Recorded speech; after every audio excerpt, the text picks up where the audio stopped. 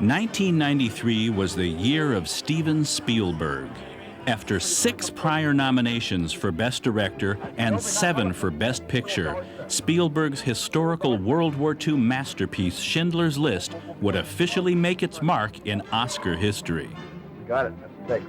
Next shot. If the previous year's theme was the Year of the Woman, then the 1993 Academy Awards should have been called the Year of the Serious Film. With the all-too-real account of the Holocaust in Schindler's List, the rest of the somber Best Picture nominees would be just as sobering. The story of an accused IRA bomber who is wrongfully imprisoned in the Name of the Father. A tale of social classes and unrequited love with The Remains of the Day. And a bizarre love story involving a mute woman having to abandon the one item she holds dear in The Piano. The only film to be nominated that wasn't serious-minded was the action thriller and box office hit The Fugitive, based on the 1960s television series of the same name. But The Fugitive failed to receive a nomination in the Best Director category. Instead, Robert Altman, with his 3-hour-long film Shortcuts, filled his position. Jane Campion, the director of The Piano, earned herself a nomination, making her the second woman in Oscar history to be nominated for the Best Director category. But Altman and Campion would have some tough competition for the Best Director Oscar, including James Ivory for The Remains of the Day, Jim Sheridan for In the Name of the Father, and Steven Spielberg with his 6th nomination for Schindler's List. In the Best Actor category, Tom Hanks seemed to be the odds-on favorite for his role as an AIDS-infected attorney in Philadelphia. But first-time nominee Liam Neeson was gaining momentum in the eyes of many Academy voters for the title role in Schindler's List.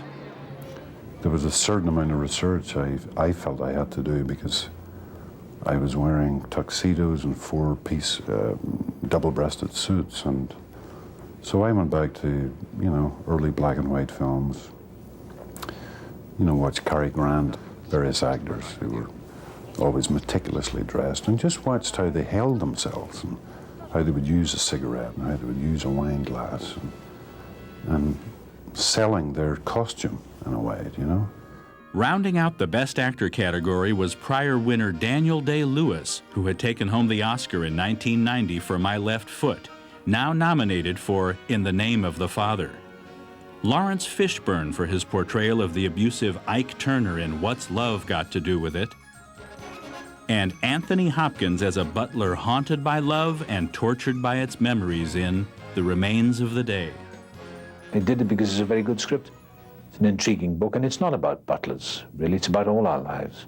Just have the butler and the housekeeper used in the story. But it's about yearning and about denial and, I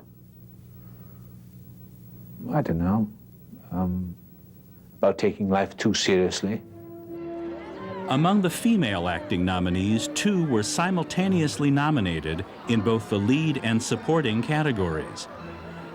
Holly Hunter for The Piano and a supporting role in The Firm, and Emma Thompson for her supporting role in the Name of the Father, as well as her lead in The Remains of the Day. 2 differing characters that Thompson had little in common with, which was just the way she preferred it. I don't sort of approach characters in that way. I don't approach them thinking, how like me are they?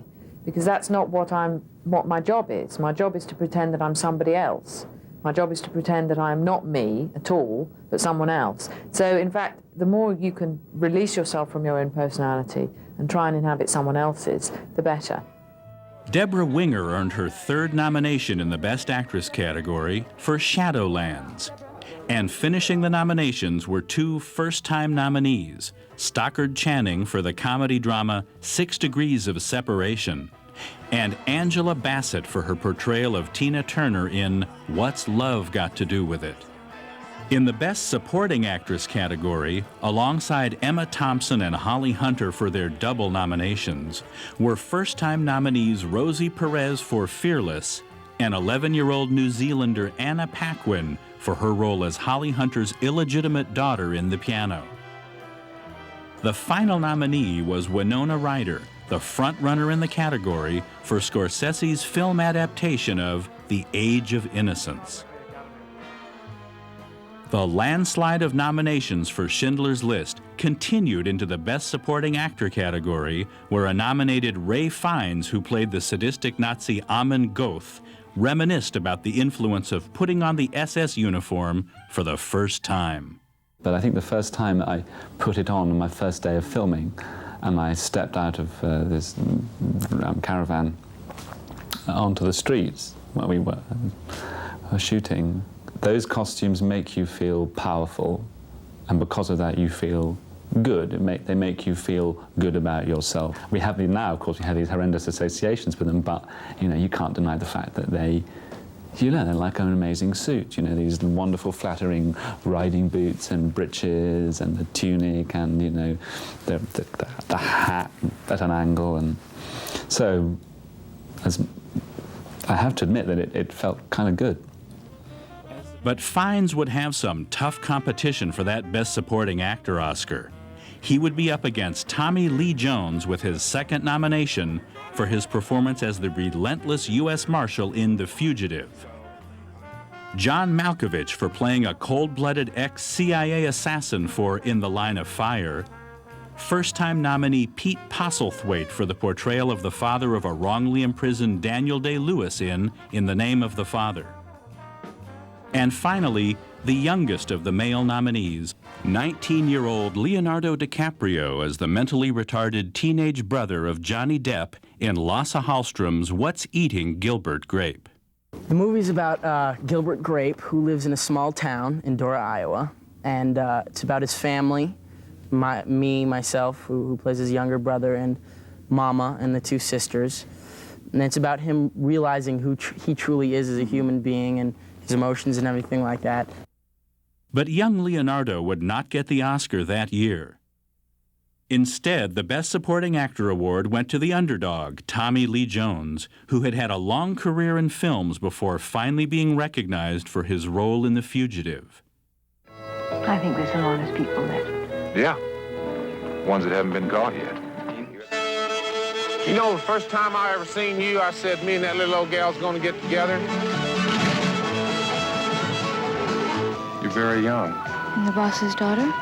That too. Can't just let it slide, Major. They don't have any right to live. I wish there were a couple of ways we could do this. There's only one way. The unexpected winner of the Best Supporting Actress Oscar was 11-year-old Anna Paquin for The Piano, making her the second youngest competitive Oscar winner after 10-year-old Tatum O'Neal, who'd won the Oscar 20 years earlier for Paper Moon. You don't have to worry. I ain't about to leave some poor little child stranded in the middle of nowhere. I got scruples too, you know. You know what that is, scruples? No, I don't know what it is, but if you got them, you sure bet they belong to somebody else. Holly Hunter may have lost the Best Supporting Actress vote to her young co-star, but Hunter did win the Best Actress Oscar that year for The Piano. The Best Actor Oscar was presented to first-time winner Tom Hanks for Philadelphia. It would be the harbinger of many Oscars and nominations to come for the one-time comedian. To no one's surprise, Schindler's List, with 12 nominations, took home the Best Picture Oscar for 1993. And the only thing that could have made Steven Spielberg happier than seeing his 3-hour-long masterpiece take home the coveted Best Picture award was his being presented with the Best Director Oscar.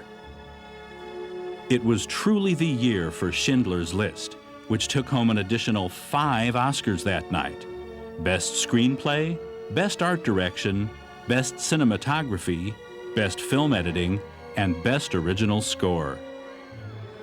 The rest of the filmmakers, actors, and actresses that didn't take home an Oscar in 1993 would take home not only the memories of being nominated, but according to Best Actress nominee Angela Bassett, they would take home something much more unforgettable.